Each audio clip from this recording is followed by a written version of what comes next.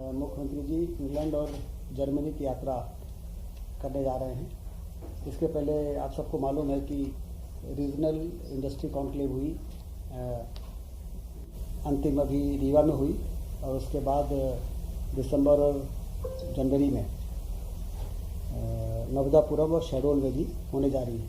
उसके पहले ये विदेश यात्रा काफ़ी लाभदायक साबित होगी और जिस तरीके से 2,75,000 करोड़ के इंटेंशन टू इन्वेस्ट प्राप्त हुए पिछले रीजनल इंडस्ट्री कॉन्क्लेव में और जिसमें लगभग 3,28,000 रोजगार सृजन होने की संभावना है, तो एक रीजन लेवल पे इस प्रकार के इंडस्ट्री कॉन्क्लेव करने का बहुत ही अच्छा असर दिखाई दे रहा है, क्योंकि मध्य प्रदेश में पर्याप्त संभावनाएं रीजन लेवल पर है और जब वहाँ पर इस प्रकार के कॉन्क्लेव हुए तो उसके अच्छे परिणाम सामने आए हैं। ये जो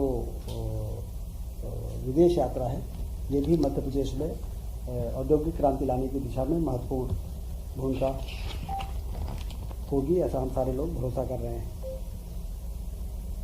24 से 29 नवंबर की ये यात्रा मुख्यमंत्री जी की रहेगी।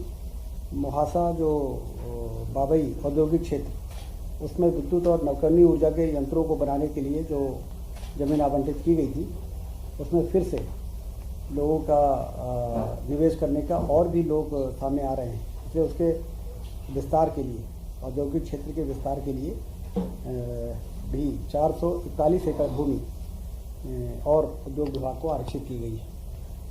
सर, पिछली बार भी 441 एकड़ भूमि मोहासा औद्योगिक क्षेत्र में विद्युत नवकरणीय ऊर्जा यंत्र बनाने के लिए उद्योग के लिए आरक्षित की गई थी।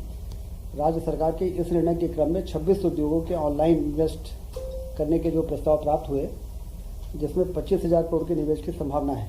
अत्यधिक उत्साहवर्धक रिस्पांस के दृष्टिगत अधिक भूमि उक्त प्रयोजन के लिए प्रदान करने हेतु अतिरिक्त भूमि आरक्षित किए जाने का प्रस्ताव 3 दिसंबर की मंत्रिमंडल की बैठक में स्वीकृत करने का प्रस्ताव किया जाएगा। तो उसमें एक्चुअल में कितनी और जमीन आरक्षित होगी वो फिगर सामने आएगा।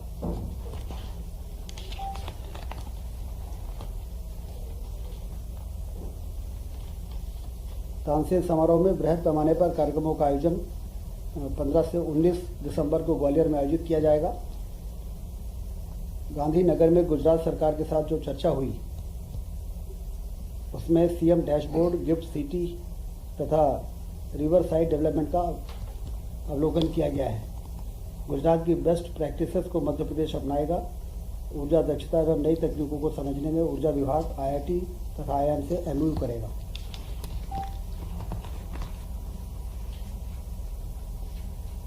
सरकार का 1 वर्ष में सभी मंत्रियों से अपेक्षा की गई है कि अपने विभाग के प्रमुख कार्य, उपलब्धियां एवं विशेष प्रयास जो किए गए हैं उसको हाईलाइट करें।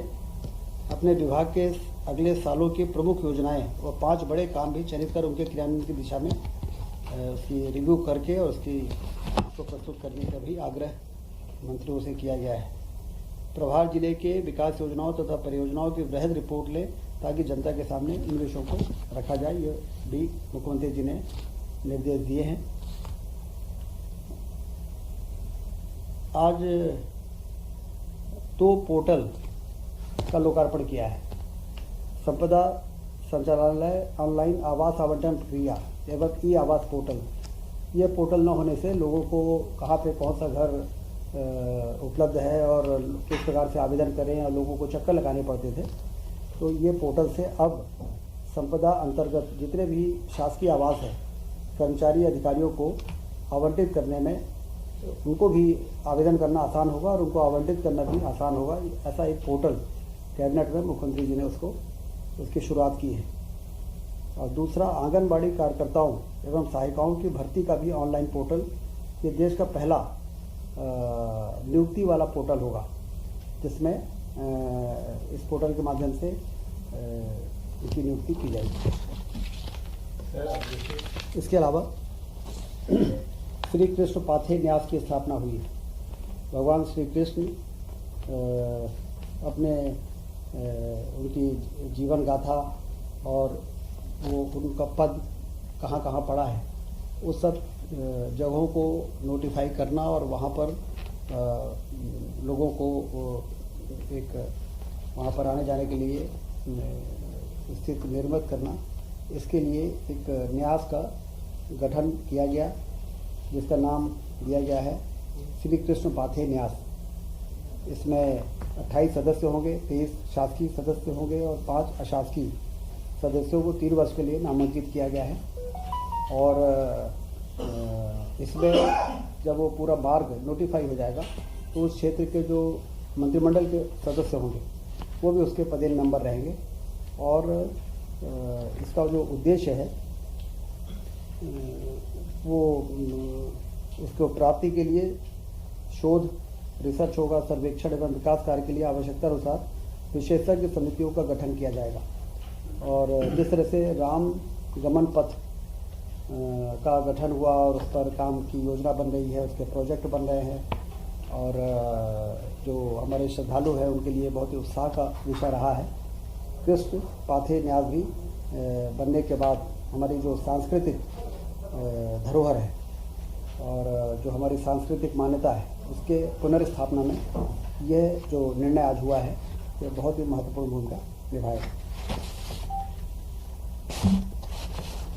स्वास्थ्य विभाग में 209 नर्सेस की भर्ती का निर्णय भी हुआ है।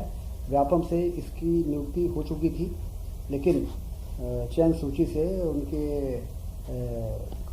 पोस्टिंग नहीं हो पाई थी, क्योंकि 1 साल के अंदर जो जीएडी का सर्कुलर था उसके अंदर उनकी पदस्थापना हो जानी चाहिए थी। तो कैबिनेट ने उसको छूट दी है, क्योंकि नर्सेस के पद खाली हैं और इसलिए वो 1 वर्ष के बजाय 2 वर्ष होने के बावजूद उसमें जो छूट की ज़रूरत थी वो आज कैबिनेट ने छूट दी है। अब 209 अभ्यर्थियों को भर्ती करना का मार्ग प्रशस्त हो गया है। उज्जैन जिले में Ingoria Unhel 23.71 kilometre 2 lane with paved shoulder 10 metre चौड़ी सड़क 127.63 करोड़ की जो एमपीआरडीसी के माध्यम से विकसित होना है, उसकी अनुमति भी आज कैबिनेट ने दी है। कुल मिला के ये सारे विषय पर आज चर्चा हुई है और बहुत ही सार्थक बैठक कैबिनेट की।